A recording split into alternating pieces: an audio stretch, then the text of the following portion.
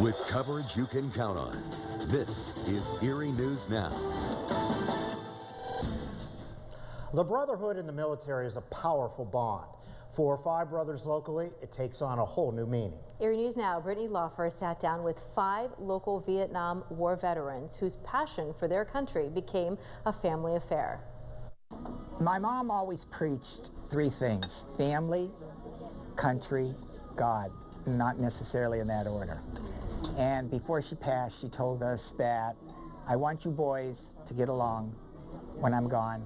I want you boys to always be together. The Martucci brothers, while always close, listened to their mom.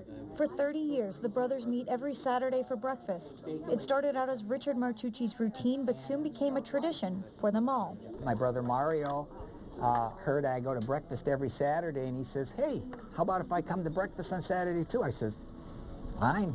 Doing things together is normal for the brothers. They all served in the Vietnam War era, following their 2 older brothers' footsteps in the military. The oldest brother fought in World War II. He took part in the Normandy invasion. He was wounded, and he had to spend 6 months in a hospital. And when he got out, he wasn't the same. Following Eddie was Anthony, who joined the Army during the Korean conflict. He served there, and he came back, what, 53? 53, 54? That's when he came back. And I went in 1961. Mario is the oldest of the remaining 5. He was originally drafted for 2 years, then volunteered for a 3rd year, spending most of his time in Korea. He remembers being in Korea during the Cuban Missile Crisis in October of 1962. We had to walk around with our steel pots on. Not today's steel pots, World War II steel pots. And I think we had to carry our rifles with us. While Mario was in Korea, his younger brother Robert was in Germany. He joined the Army right after high school, serving from 1960 until 1963. Germany at the time, there was the Brandenburg Gate. There was things going on, you know, with the Russians, and I wasn't over in that part of it, but I was in that area, and we all had to walk guard duty with, you know, rifles and stuff in case, you know, there wasn't any kind of type of conflict. Robert says despite some minor scares, he would have done it all over again. I wanted to go in the service, you know, and I did, and I thought it was a good experience. When Robert was leaving the military, the 2 youngest brothers, Richard and Donald, entered basic training together. Even though we left home, we had each other to bounce off each other and support each other there. We were even in the same barracks together. Don's right there, and I'm right there. And we did everything together in basic training. Naturally, training for everybody. Nobody had got away from it, especially climbing in under the barbed wire, the mud. The 2 were then separated based off their jobs. Richard was sent to Korea while Donald went to Germany. I worked in security, and we weren't allowed to go out of our barracks because of May Day parades.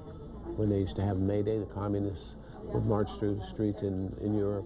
Ronald, the 2nd oldest of the 5, took a different route in the military. He followed a friend's lead and enlisted for 4 years in the Navy. Oh, it's always been a joke, because when you have 6 brothers in the Army and you're the only oddball, it's got to come up. Ronald was the first one in the military in 1957. By 1966, the brothers were all out of the military just as the heat of the Vietnam War began. When I got out in 61, there was really no controversy going on at the time. Into the late 60s, then it seems that the perspective of the people changed. Most of them, like about 70 to 75% of the American people, were all for the Vietnam War. They said, we're going to go in there, it's going to be a 6-month war, and it's going to be over. Well, it didn't happen that way. The United States officially entered the Vietnam War in 1965. Media coverage gave the American citizens a glimpse of what was going on overseas, causing anger across the country. Every day I would see on TV the raging war going on over in Vietnam, and it just broke my heart. I mean, just looking at those guys, what they went through. I thought a lot of things happened, you know, that weren't right. When the guys did come back, they weren't treated as heroes when they came back, which they should have. You know, we'll never forget everything that we went through. At times, they were a world apart, fighting alongside brothers that weren't blood. You always have to be able to watch the guy that's next to you.